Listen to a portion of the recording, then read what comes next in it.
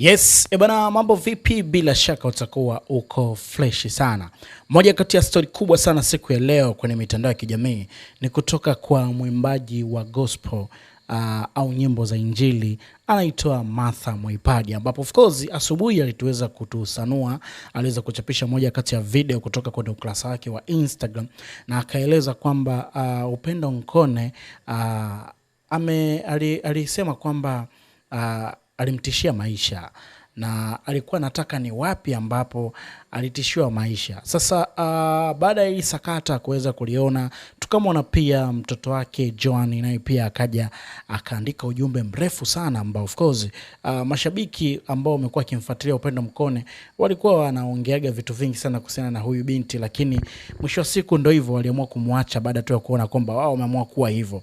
Sasa baada ya yote haya pia Upendo Nkone amejitokeza hadharani kumomba msamaha Martha Mwaipaja. Sasa mwimbaji wa nyimbo za injili Upendo Nkone ameomba radhi kwa mwimbaji mwenzake Martha Mwaipaja kufuatia kauli aliyoitoa kwenye moja kati ya interview akidai kuwa aliwahi kumtishia maisha kupitia simu.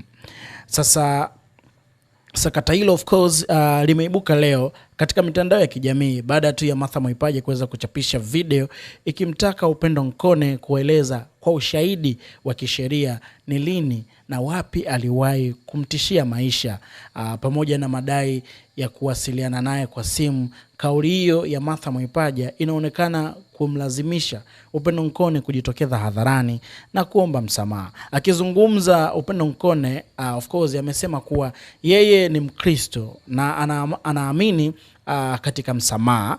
Hivyo ameona ni vyema kuomba radhi kwa kauli aliyoitoa kwenye mahojiano ambayo alifanya yeye pamoja na mtangazaji Lilian Mwasha, au sio? Sasa Upendo Nkone ameweza kuzungumza vitu vingi sana na anasema kwamba kazi ya shetani ni kugombanisha na kuchonganisha watu.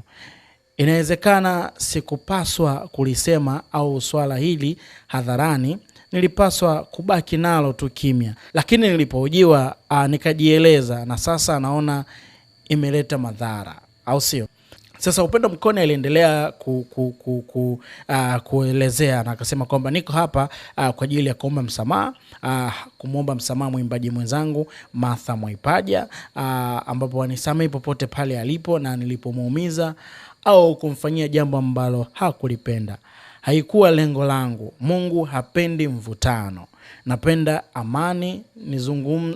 Nilimzungumza kama simulizi ya jambo lililopita, lakini kwa sasa nashuhudia moyo wangu kuomba msamaha. So aliweza kuongea maneno haya katika moja ya interview ambayo aliweza kufanya pia na Millard Ayo, ambapo of course